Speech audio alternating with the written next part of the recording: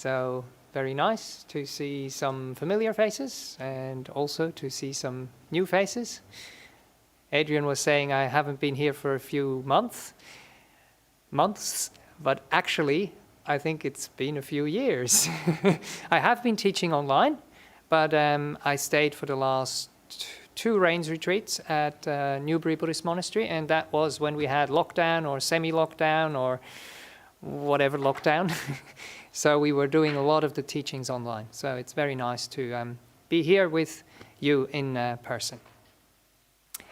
One other thing that I wanted to mention as well before we get into the talk. The talk today will be the 4th talk about the Brahmaviharas, and the last Brahmavihara is Upekkha, and that is equanimity or balance, as I like to call it. But today is Mother's Day. So I thought, can we somehow connect these things? And it's actually not so difficult, I think. Mothers, they have to be very, very patient. And patience is one of those things which is very closely connected to upekkha, to balance. And they have to be very, very balanced as well. And they very often actually do think about their children much more than they think about themselves. So they try to help, they try to reach out, they try to do things for other beings, which fits in really, really nicely with all the Brahmaviharas. But the balance there is very, very important. If they are balanced, if they are grounded, then that is something they can pass on to their children. And that's what they will have within themselves when they grow up, when they go out into the big whatever world, big good world, big bad world, big whatever world you want to call it, then they have the stability that they need and the balance that they need when they have had it in their early childhood.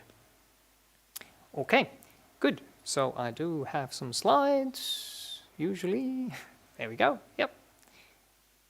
So, Brahmaviharas, if you haven't followed the talks before, I try to find terms or words that kind of make sense in a modern way.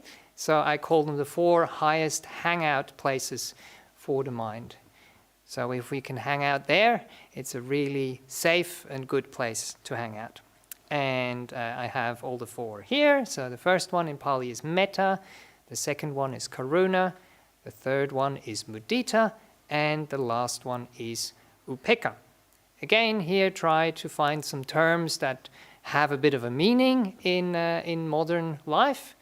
So love, care, joy, and balance. So the first 3 I've already described in a whole talk, so if you want to go back to that, they are available online. Now, so balance, when I thought about it for a little while, can be looked at from 2 perspectives. So we can think about grounding ourselves, stabilizing ourselves, finding composure, finding calm when we are not balanced. And I think that is very often the case.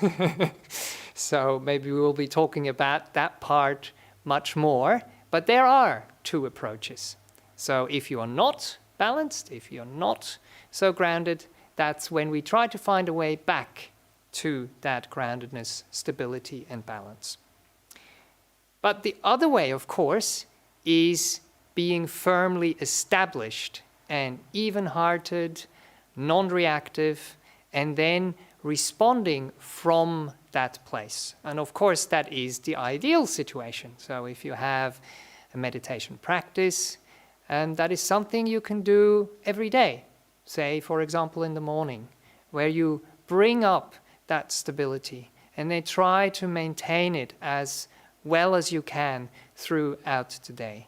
And that is, and I think I'll be talking about this more throughout the talk, that is basically the default state of a fully enlightened being.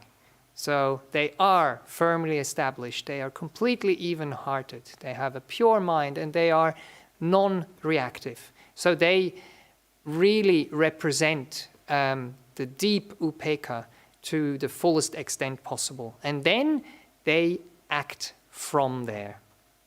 But since we are not all fully enlightened here, we will be looking at the first approach much more together today. So how can we get back in touch with or maintain to hang out in an open and spacious stillness?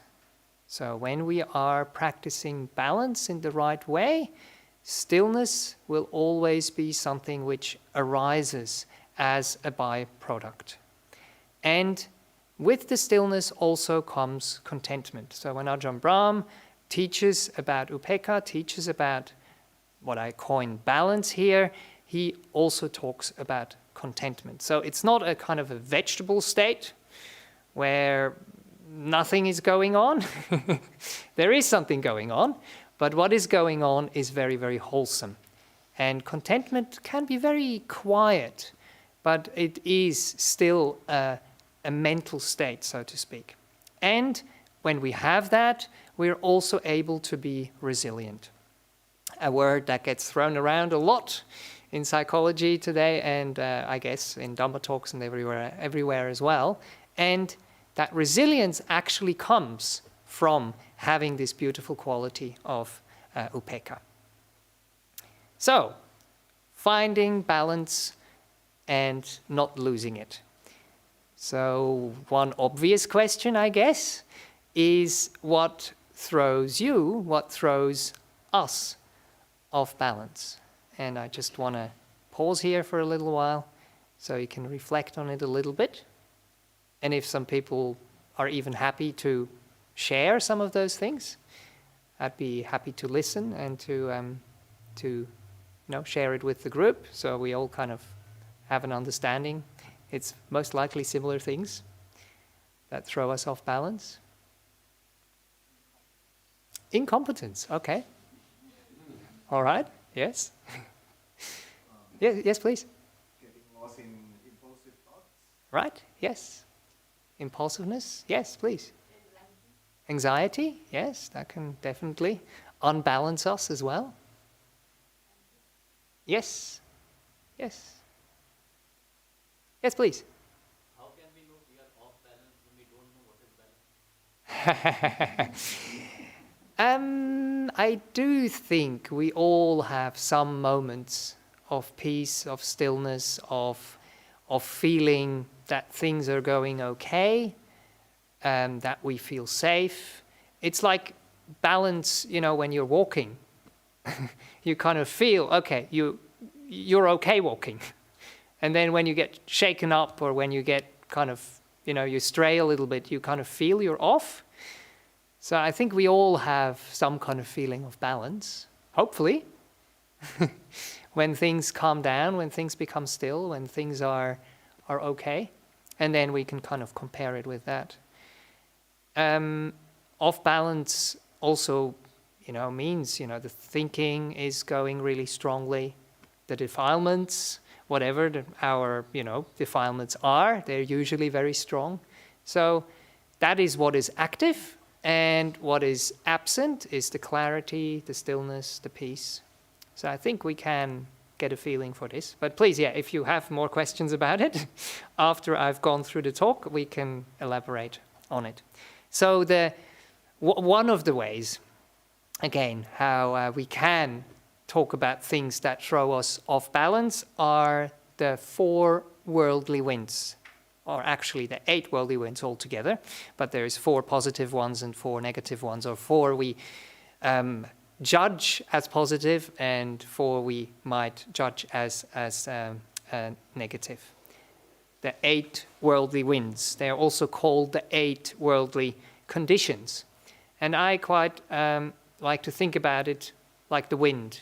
So if something is not stable, then the wind can actually shake it. The wind can move it all over the place. And we chant in some of the suttas that we are like the indakila, that we are like the stake which has been planted firmly in the ground, that doesn't move, that doesn't waver. Okay, what are those worldly winds? If you want to look this up, this is from Anguttara Nikaya 8.5.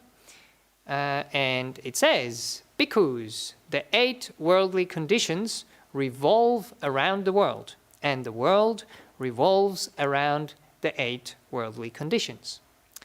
What 8? And I think most of you have heard about them. Gain and loss. So we get something, we are happy. We lose something, we are unhappy. And that might be so many different things. It might be, possessions, but it might be relationships. It might be people we lose. It might be the freedom we lose, the health we lose. So many things we can lose. And that can destabilize us if we are not firmly grounded, if we are not resilient. Fame and disrepute or disgrace. So, I guess with social media and all these things, a lot of people are after these things, after the likes and after the exposure and after, being talked about. And basically, when people do talk about you, there is 2 ways they can talk about you. One way is in a positive light, which can make you famous in that sense. And the other one is in a negative light. One of the problems there is we have to realize that we don't really have that much control over this as we think. What people are thinking and what people are saying about us is to a big degree out of our control. And once we get too involved in it, it can actually really destabilize us, really throw us off balance. Then praise and blame are a bit similar, but still different. So Ajahn Brahm often says, he gets praised for all sort of things, for things he's done, but also for things he hasn't done. And he gets blamed for things he might have done or might have not have done. And even someone like the Buddha had to endure all these things. So even though you have a fully enlightened being who has the best of intentions, does the best things that are possible, but they will still be perceived in either of those 2 ways, and praised or blamed.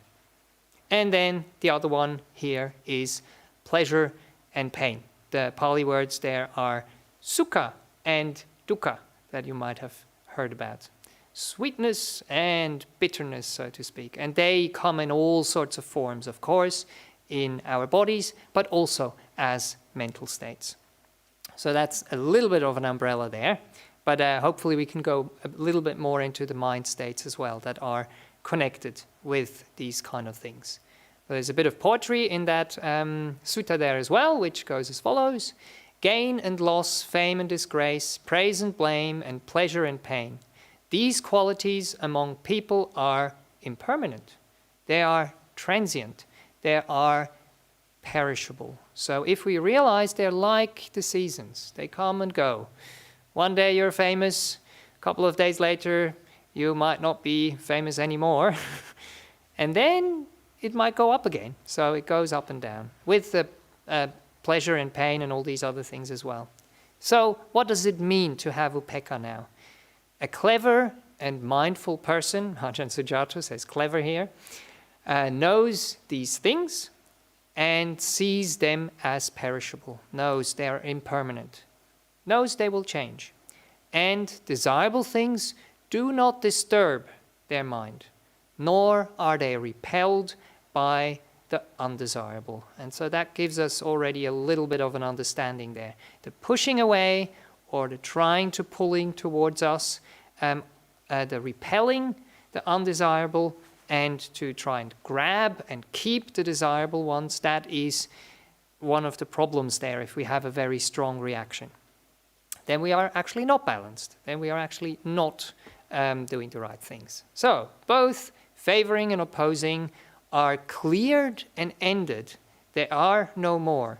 Knowing the stainless, sorrowless state, they who have gone beyond rebirth understand rightly. And of course, again, here we are talking about the highest principle where all these things have been understood, seen as they are, and let go of.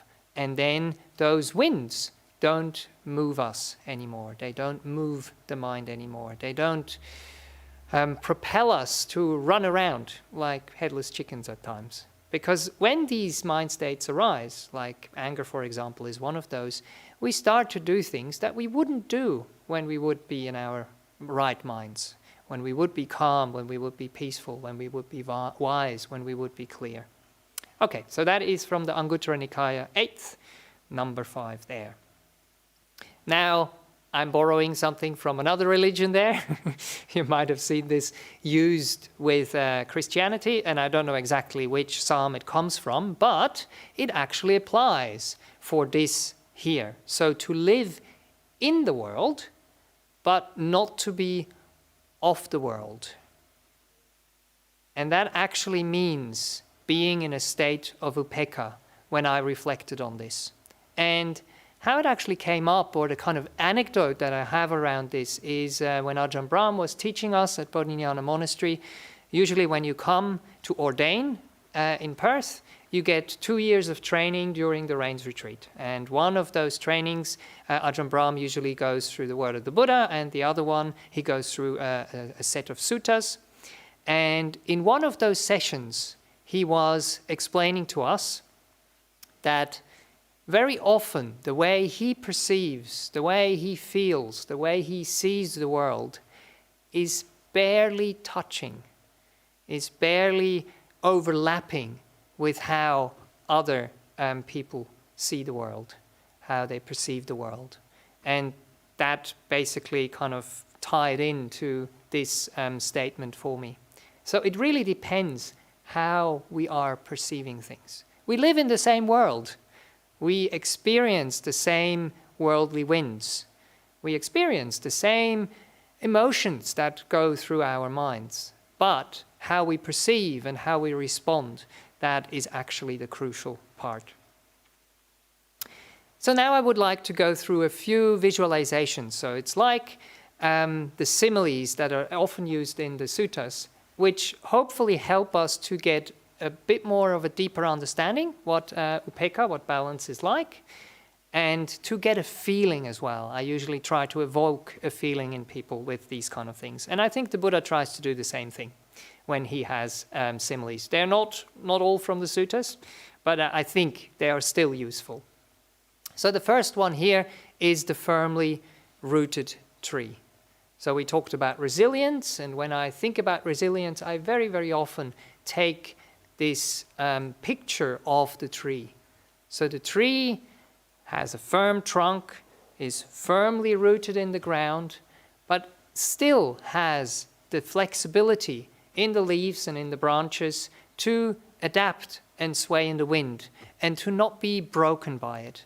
I think in Asia very often the bamboo is taken as an example because the bamboo bends but it doesn't break. So that is a good way of getting closer to what upekkha means. Then the soundproof room. Ajahn Brahm often talks about the what is it called, the padded cell, which brings up a few other things that I don't really want to bring in here. But we do have a very peaceful, nice meditation hall in Newbury Buddhist Monastery for the people who were able to go there and sit there on the monk's side.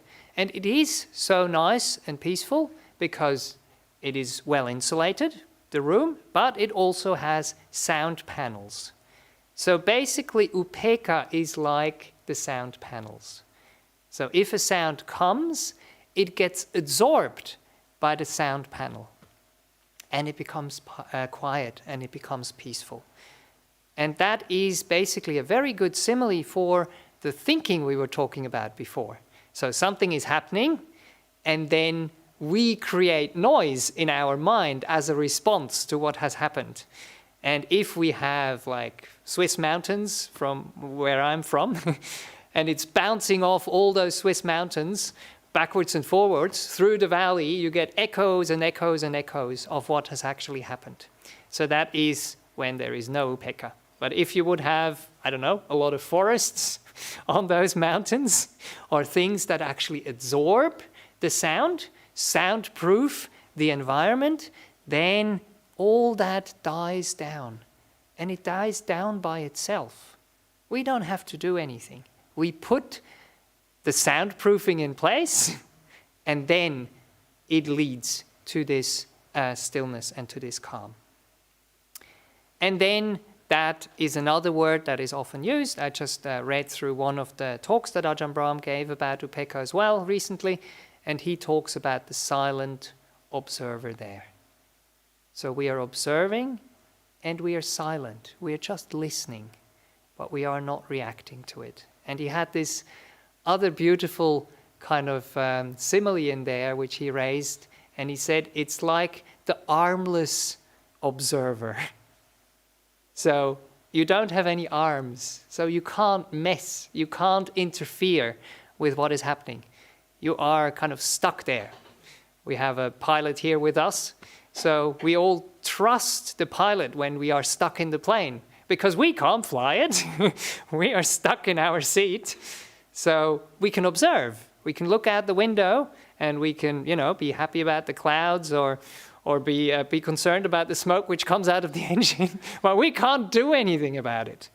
And that is part of upekkha. But we will be talking about what needs to be done at some stage. But to develop upekkha, we first have to let all these things die down, all these defilements lessen, and then we have more clarity to actually do what we need to do. So, the silent observer. And then another simile which is actually used in the suttas, and also I think in Asia quite a lot, is the mirror there. So when the water of a lake becomes so clear, so undisturbed that there is no ripples even, that all the sound has died down at that stage, all it does is it reflects. And that's the same thing with a mirror. That is basically the armless observer. The mirror can't do anything. The mirror reflects, though, what's going on. And it has a clear reflection when the surface is clear of that lake or of that mirror. And then the last one that Ajahn Brahm often raises as well is the lotus. So the lotus is a symbol which is used a lot in Buddhism because it grows out of the water, it grows out of the muck, it grows out of the dirt, but it goes above the surface of the water. It opens up and it is completely bright and pure, basically. Even though some of those outer petals that protect it might be a little bit dirty, a bit scrubby, but the inside is really pure, and it actually repels liquids. It repels dust. Nothing can settle on it. And that's where the word analaya comes from, where nothing settles, where nothing remains. It just washes off. So that is pure upekkha, pure balance.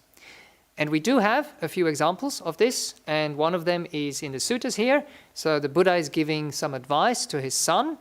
It's the longer advice to Rāhula in the Majjhima Nikāya 62. And he uses the elements here. So he says, Rāhula, meditate like the earth. Meditate like fire, like water, like wind. For when you meditate like the earth, fire, water, or wind, pleasant and unpleasant contacts will not occupy your mind. And often it says in the suttas, they won't occupy and remain in your mind. Suppose they were to toss both clean and unclean things on the earth, like feces, urine, spit, pus, and blood. The earth isn't horrified, repelled, and disgusted because of this. In the same way, meditate like the earth, or meditate like the fire, the water, or the wind, who doesn't have any of these reactions to it. And that's what Ajahn says with the lotus. He says, even if we pour Chanel No. 5 over it, or something which smells really nice, it drips off all the same. So we talked about the worldly winds, so both of them won't throw us off balance. So, Majjhima Nikāya 62 there. So, now, this is, where is it there? Yes, so this is from one of the very beautiful talks from Ajahn Brahm. Always measure upekkha, equanimity, by the degree of stillness it creates. So, if there is stillness, I think maybe that could answer that question. If there is seeing the end of things, if it leads to viraga, so the fading away of things, fading away of problems, then we are talking about upekkha. And then we can actually test it out. Then we can apply it in day-to-day life. So Ajahn Brahm carries on and says, once you know what equanimity truly is, you can use it in all aspects of your life, enabling you to do all those things that you don't really like to do. If you do things with equanimity, they don't move the mind. They don't worry the mind. And they don't make the mind shake and tremble. So, if we do shake and tremble, then we know it's not upekkha yet. Then we try to calm it down to a degree where fear, where all these things have a way to be absorbed and have a way to disappear. Right, so balance. Two words that came to mind for me, equanimity that we've talked about before, but also this beautiful term of responsibility. Why do I call it beautiful? Usually when we talk about responsibility in English, we talk about a duty. We talk about something that we're obliged to do, and it comes with this like really heavy stuff, and we're like, oh, I don't want to be responsible really. But if you look at the word in this way and take it apart, it's the ability to respond to whatever situation has arisen. And then it doesn't have the same heaviness. It's not the same burden. And we will be talking about this a little bit more. Right, how can we define balance? Because usually I have a bit of a definition there and then a kindling agent. It's like, how can you make the feeling grow and become more prominent? So the definition could be as follows. We are non-reactive and we are even-minded. The kindling agent, if we want to bring up this quality in our hearts and minds, is we're always reflecting on something. What are we reflecting on in this case? We're reflecting on and we are seeing the conduct and the actions and its results. But what is very important here is that we have to make a distinction between the conduct and the actions of others and the results they will reap, and the conduct and the actions and the results of our actions. And upekkha really encourages us to take responsibility for what we are actually responsible for, what we bring into a relationship, what we bring to a problem, what we bring into a situation that might be difficult or that might be just so, exciting that we all get lost in it, that we all get carried away in it. So it is our responsibility really, and everyone has to take responsibility for themselves. So if you've seen me give talks before, I usually create this journey towards this mind state, towards upekkha, and describe all the different stages and all the different kind of potholes or obstacles on the path.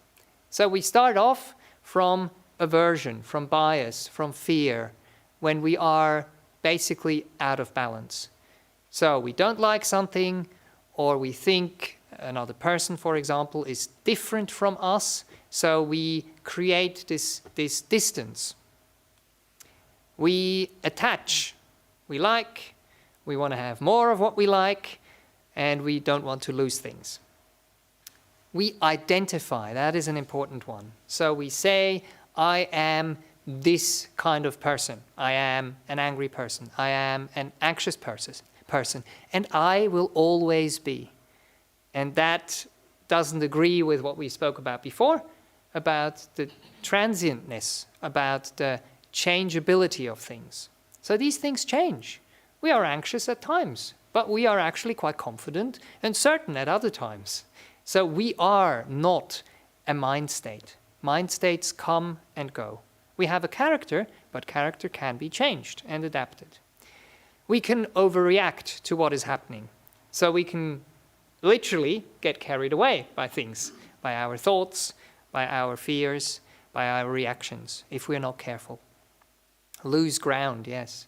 We can over-involve ourselves. So we can have a vested interest and we can have a wrong sense of duty that I spoke about before. So the vested interest, Ajahn Brahm often says, it's like a scientist. When you're really in upekkha, you want to see the experiment unbiased and get all the results in without actually knowing what you want the result to be. Because if you are too vested, then you will only see the things that you are looking for and not what is actually there.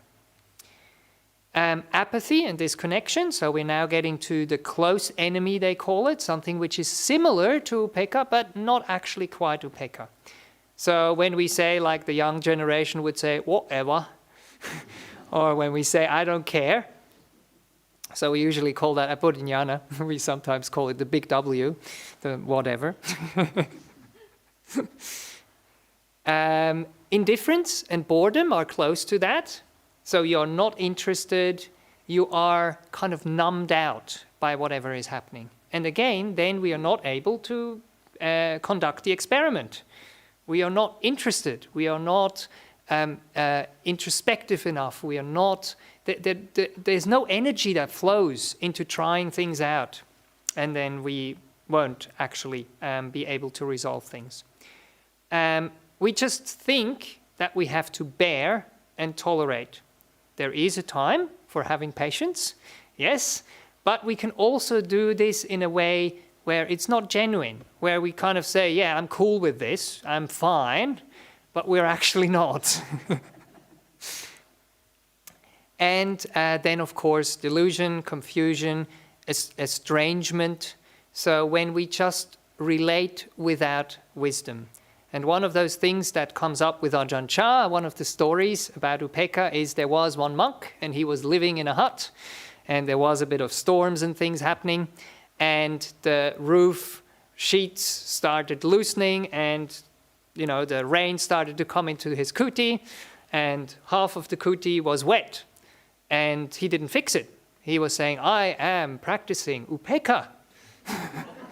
I'm practicing just being cool with it. It's all right. I have half a kuti, which is fine. I can stay here. And that's when apparently Ajahn Chah told him, this is stupid wisdom. This is the wisdom of a water buffalo.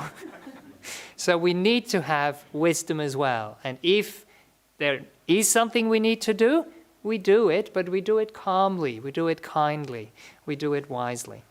All right, so that is kind of the journey towards upekkha. And then I usually, oh yes, I just put the slide there for people if you want to go through it and have your own thoughts about these things and see what your own hindrances are or things that I've missed out. I'm in no way covering all of them here. And then I describe when we have arrived, so to speak. What does balance mean now? It could mean balance and resilience, rooted in reality, but being flexible. So that's kind of a repetition there. Often the word viraga comes up, and they translate it as dispassion. But it can also mean just fading away and contentment. So you're able to keep cool, you're able to be kind, you are even-minded, and you're peaceful.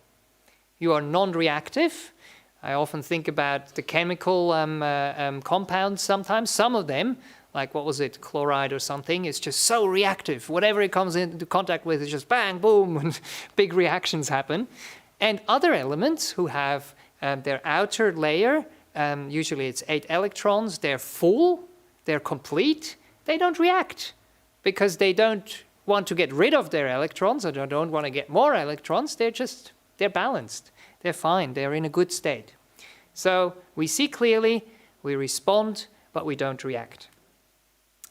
We are detached in a healthy way, so we can listen, we can feel, but without identifying with things.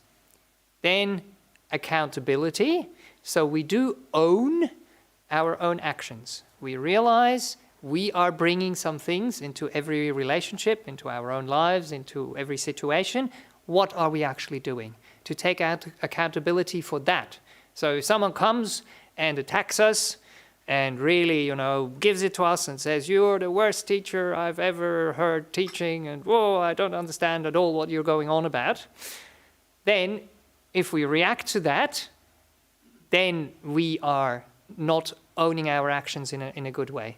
Then we go and ask, okay, what didn't you understand? What is it that is not okay in this teaching style? And not get triggered by it, hopefully. We all have our different areas where it's not so easy and others where we have learned a lot and it's no problem. And then if that works, we are independent. We become free. So we are not controlled by other people's emotions anymore, and we are not controlled by our own emotions anymore. We are able to reflect, to feel them like a mirror, and to have them calm down, to get the message from what they're trying to deliver, but without all this strength and all these unwholesome things arising. Okay, great. So there they are again, for you to have a look later if you wish. Very good. And I just have a few little more things. Oh yeah, that's right.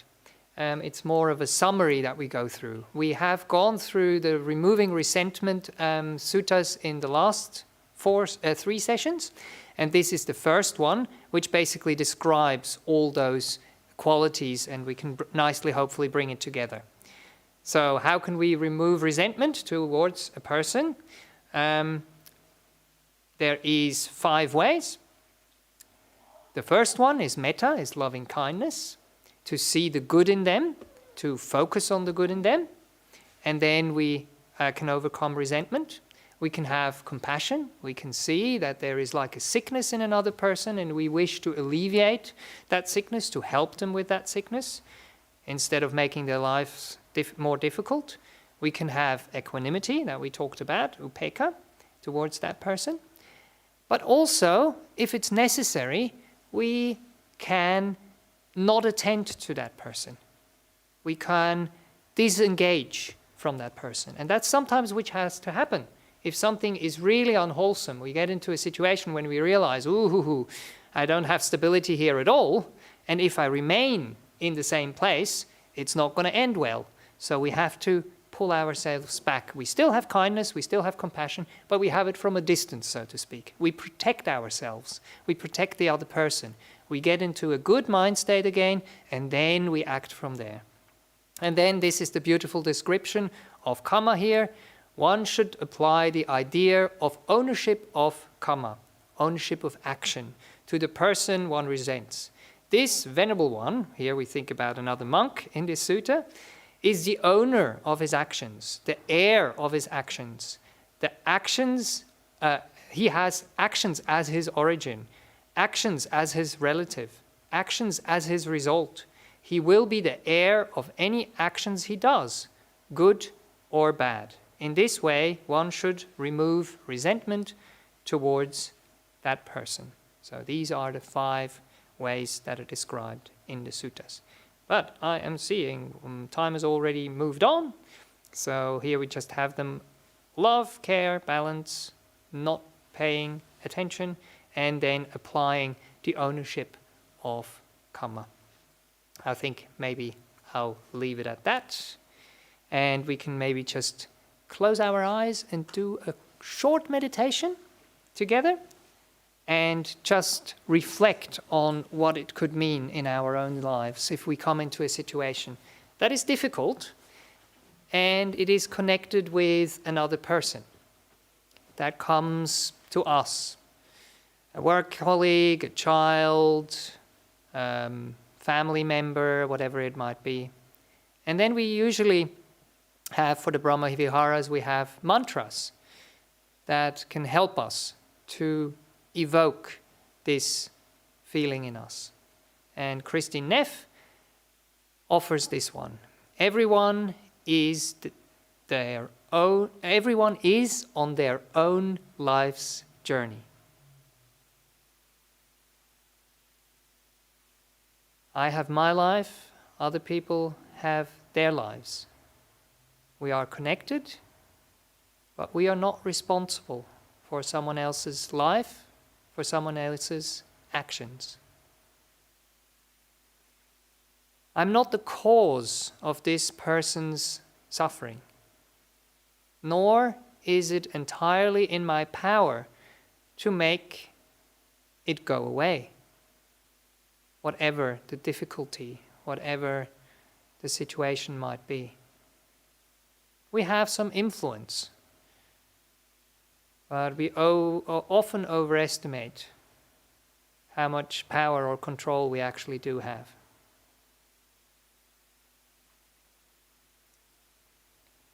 No matter how much I wish I could, this moment is difficult to bear. And yet, I will try to help to the extent that I can. And how can I help? I can only help if I have some stability, some clarity, some groundedness, kindness, wisdom, compassion and love. If not, then I'm often making the situation worse. In German we have a word which is called verschlimmbessern, and it basically means you're trying to make something better, but you're actually making it worse. It's like, whoa, a many compounded word. And we don't really want to do that. Okay, I offer this for your reflection today, and I'm happy to take some questions or comments if there are any from the floor, or online as well we have, that's right, isn't it? But also offer as usual, if people in the room here don't want to speak up in a group, I will be here before lunch, and I'm happy to talk to people individually if that's what people wish to do.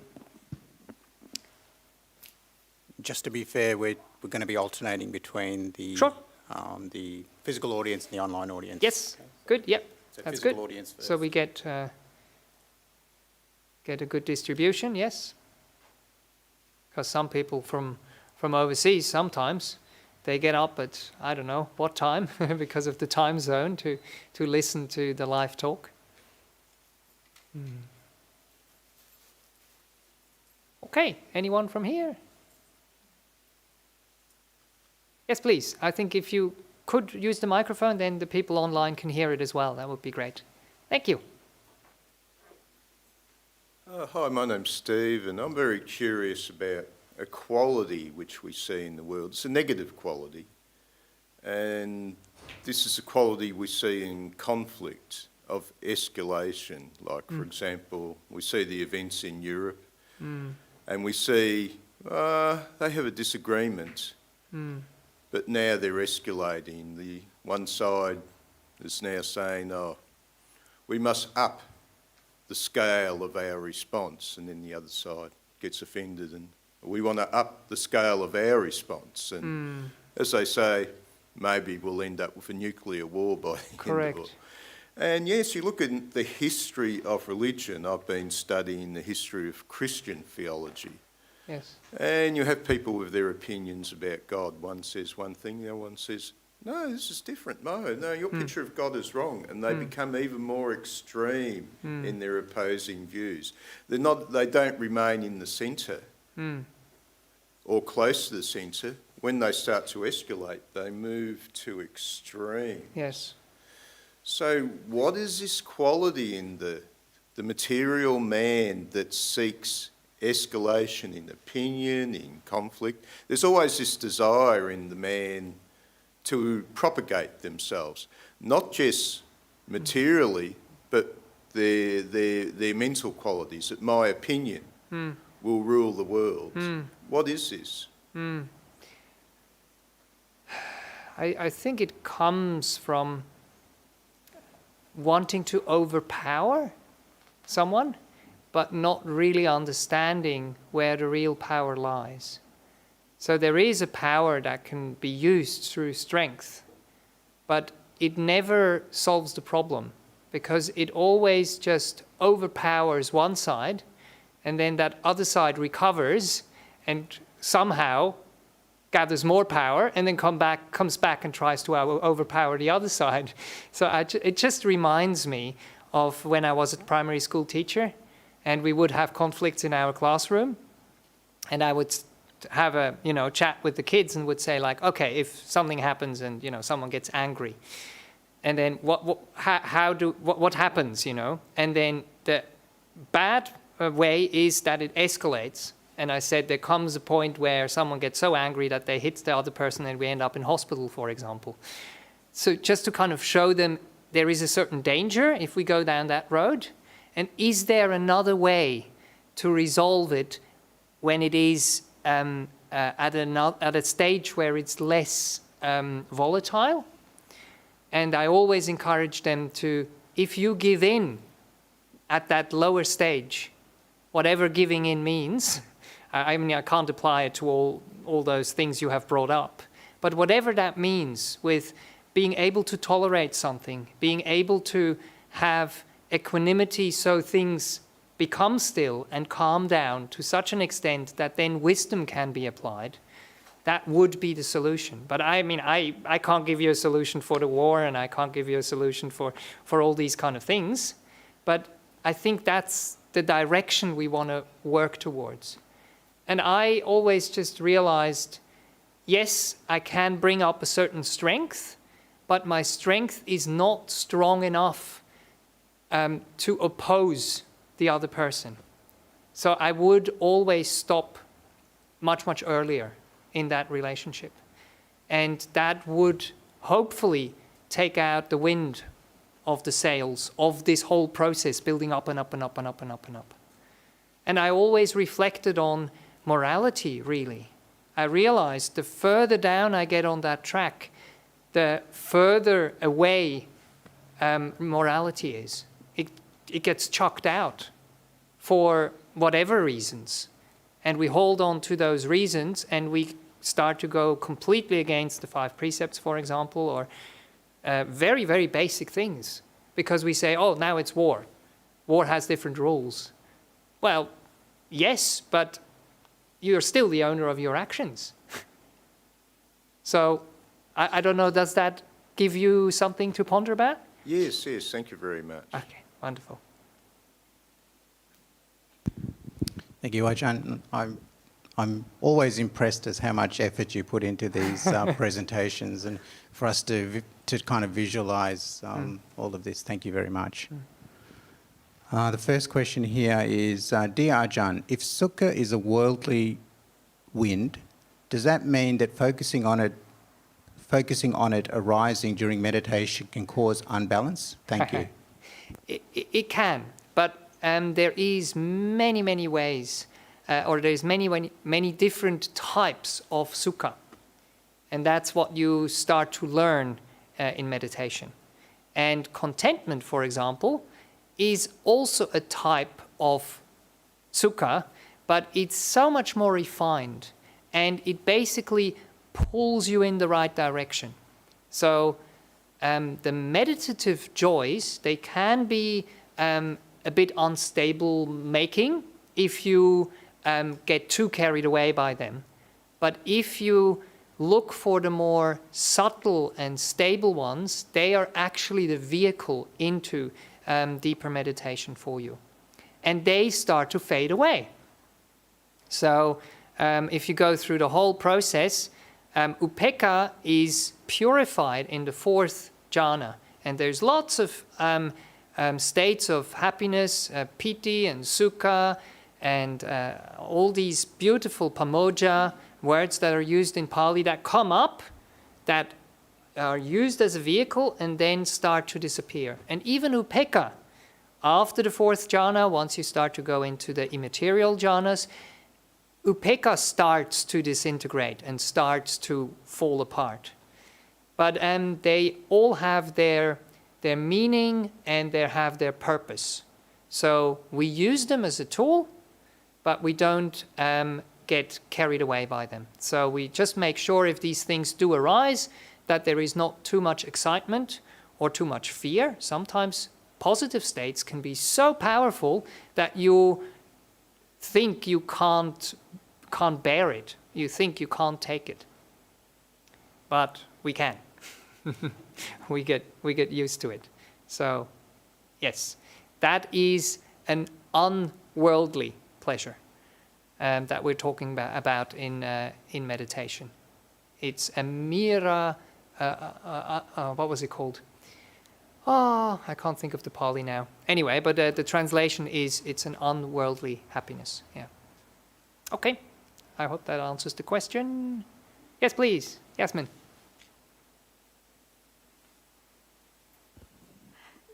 Just going back to your analogy of the bamboo. Yes. I find that bamboo grows in a grove, Yes. so that gets its strength. So Yes. whatever wind comes, it's protected in a way by other bamboos around it. So Right. what I'm saying is, how much is this journey totally your effort, and how much would you not depend on other people around you? Right. Yes. I mean, we are definitely depending on people, but we want to make sure that we trust in the right things and that we choose the people wisely, as the Buddha tells us, and that we also know which resources to use at what time. So in psychology, it's very important to be aware of the resources that do give you balance and to bring them in at the right time. For example, if you are in an unbalanced mind state and you think about doing something silly, you know who to call, who will balance you again. So you will have spiritual friends, kalyana mittas, who bring that in. So when I'm talking about the ownership of karma, it is that we realize what we bring into the world, for that we have to be responsible for. But it doesn't mean that we have to say, look, I'm the only agent here, and I can't count or rely on other beings. Please do. Community is very important. Buddha, Dhamma, Sangha, and also a community like the Buddhist Society here, where we meet physically as a group, where we exchange, where we have a meal together, when we talk to each other. Even sometimes when you talk about what you are going through to another person, and the person acts like a mirror, you can understand your thinking pattern through verbalizing it, through having a sounding board. So that can be helpful. Yeah. I wouldn't want to discount it. Yeah. Okay. One more from overseas or out there. Yeah, John, we've got one here on meditation, but I'll just skip that one for the moment. Sure. Just for the, could possibly come back to that later or Okay, tomorrow. we'll see, yeah. But the next one here is, Dear Ajahn, how do you give in without being a doormat? Well, do you really give in? We want to make sure we don't give in to our defilements. That's what we want to make sure. And we want to make sure that we uphold and are grounded in virtue and in positive qualities. And whatever that means in a relationship, we maintain that. If you feel that you really want to give and you're happy to give, then you are not a doormat. Then you're actually putting the doormat out with a welcome sign and say, yes, please, I'm happy to give. But then if you're realizing something is not going right and you feel like a doormat, then you ask yourself, okay, what can I do to remain kind, to remain compassionate, but to also say, look, yes, this is my home. I live here and it's not really big and I need the space for myself right now. I care, but, consider talking to another person. Or you can also reflect to the other people that their actions have results. And one of the results is, if this situation arises, that's how I can operate with it at this present moment. And it means I have to distance myself. I need safety. So it is, to a certain extent, a choice, but I know how difficult it is. We end up in a situation and then we're like, oh no, now it happened again. I feel like a doormat. And then we have to resolve it. But I think it can be handled in a way where we don't go too far on that track. Or we learn to distance ourselves. We learn to have a bit of a breather, and then we can re-engage into a relationship. And sometimes we can't. Certain relationships we just know. The way I operate now, I just can't engage. And then we have to say, okay, I can't engage. Give other people the opportunity who can, who don't get triggered by what I get triggered. I hope that makes sense. But it's one that comes up a lot. Yes, please. Yeah. Ajahn, today being the Mother's Day and Yes. Being a mother, Yes. I just kind of reflecting on what you just said a while ago of if other person's karma and that you are not responsible. Yes. But when it comes to your own child, right? If you are seeing your own child going through a tough period, or they are in a lot of agony, I think you as a mother, that's kind of, I don't know, especially you kind of take more responsibility. Yep. Okay, you have a greater deal of responsibility for Yes. Yes. the child's temperament, right? It So comes... how do you, sorry. sorry, just kind of want to understand how do I, in that state, practice equanimity? How do I kind of not, while helping the child to overcome, but how do you also keep your sanity? Yes. So it comes in degrees. So with children, of course, they are born as vulnerable beings, and as parents, we have a responsibility for them. But our responsibility is to give them the tools over a period of time so they become more and more independent, and to not take these things too personal. So sometimes they act as a mirror, and then we realize, oh, something which is happening in me, they're reflecting to me, and I have to think about and resolve within myself, take myself out of the situation again, reflect, talk to other people, or just sit in meditation and let everything calm down, and then see what would be the wise, compassionate response to the suffering of another being. When I talked about compassion, there is compassion fatigue, and there is all these problems where we get so bogged down by the suffering of someone else that we have two people suffering instead of one person suffering and the other person actually reaching out and helping. So I think that is an issue there. But with the children, just reflect on the process and see how much can I trust the child that it can take responsibility for their own actions, and keep increasing it over the years. Because there will come a time where they move out of the house, and when you have taken too much responsibility, they won't be able to be responsible for themselves. But yes, it is gradual, and we learn as we go. Sometimes we're good in certain areas, sometimes we're not so good in other areas. But as long as the child can see and feel your intention, and you can take those emotions or the punishments or the power struggle out of the relationship, that will really help. So that the child gets a feeling, mom is on my side. She actually wants to help me. And that they understand the actions you are taking, why you are taking those actions. Even though they might be difficult or hurtful for the other party.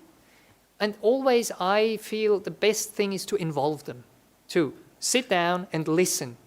Not just assume, you are suffering or you are going through this. I've gone through this when I was a child, but how many years was that ago, The world has changed. So to sit down and say, okay, I feel you are suffering. How is it for you?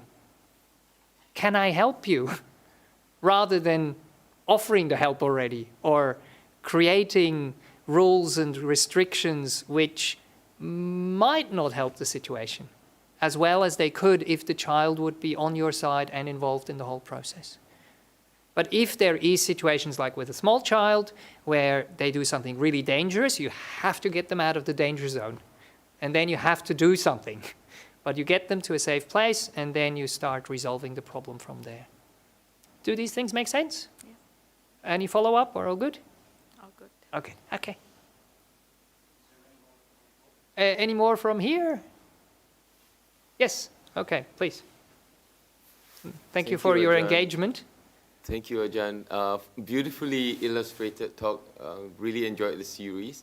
And I think this is a bit of a follow-up to a few of the questions. And I wonder whether Upeka has something that you achieve at the end of a journey. It sounds like something that you can only get once in a while, and that the rest of life is like ours, like dysfunctional most of the time. And then you have moments where maybe you find that balance, and then you're back to being in an unbalance until the right configuration appears. Sure. And reminder of your simile of the chemicals, and then you have the very reactive chemicals, but even sodium at some point it meets chlorine, and then they stabilize and become salt for a while. Yes. Before the next transformation. Yes. So we always have to bring it back to reality. So that is important. But I hear that with so many other kind of concepts, and we don't want to discount something because we say, oh, it's too high and we can't go there, and it's not. We have a life to live. Maybe next lifetime or whatever. So we do what we can. So I was talking to the youth group about trust, and they said, well, I can't trust a person 100%. And I said, yeah, I can relate to that. I mean, you will find some people, like Ajahn Brahm, or someone else where you feel their minds are really pure, their hearts are really kind, and they have no ill will or no bad energy, that would come your way, and then you trust fully. But with all the other people, you still want to build trust. So you start where you are. You start with the areas in that relationship where you can trust. Like with your child, you try things out and you see how it goes. And then you give more and more trust to the other being. You say, oh, okay, I gave them so much. They made a few mistakes, but we spoke about it and we found a solution. Now I can trust them more. In a relationship, you meet someone new. Of course, you don't tell them about your whole life story right from the start and overwhelm them and expect, oh, I want you to be the person that I will be, spending the rest of my life with, and I can trust you 100%. No, okay, start with 20, but build it up, and then you will get there. Same with upekkha. So we are more in the first kind of view that I described in the beginning, getting back into balance, but please do build up as much balance as you can and then use it in your day-to-day life, and if it gets lost, try and regain it. And if you have the opportunity to come to a monastery or go to a retreat, build it up to a higher degree and then take that energy back into your life and keep going, and then it builds up. And then eventually, yes. But it is a very, very deep concept. I mean, when we talk about rebirth and ending this all, it is upekkha. It is just watching on without getting involved, and you don't even want to get involved in a new existence anymore at that point.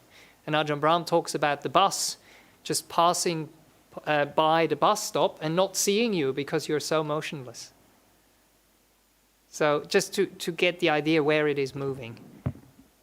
And just get inspired by it. Yeah, don't throw it to the wayside just because it seems too difficult. Don't want to give up. Yes. Ajahn, it's just coming on to 2:15, Yeah. so we thought we'd wrap up. But there is one question relating to meditation. I'll get whoever's running it tomorrow On evening. Monday to bring it in. Yes, that's so a good idea. We'll Yep. put that number 1 on the list. Sure, okay? that's fine, because the topic tomorrow will be most likely along the lines of balance and upekkha. Okay, so thank you very much. We finished 4 Brahmaviharas. Yay! It's taken a while, but as Sri Chud said, it's also a process for me to just have my ears and my heart open for all the things that come together, and then just to compile it together and hopefully to present some kind of package that makes sense and can be maybe also used as a reference later down the track. Okay, let us pay respect to the Buddha, Dhamma and Sangha, and then go along to lunch if you want to come for lunch, which will be at 11, I think, isn't it? Yeah, wonderful. Okay. Do we do the arahant or do we just bow? What do we usually do? Both? Okay. Oh, very good. Arahant Samma Sambuddho Bhagava Buddham Bhagavantam Abhivadi Swakato Bhagavata Dhammo Dhammam Namasam Supatipanno Bhagavato Sāvaka Sangho Sangham Namami.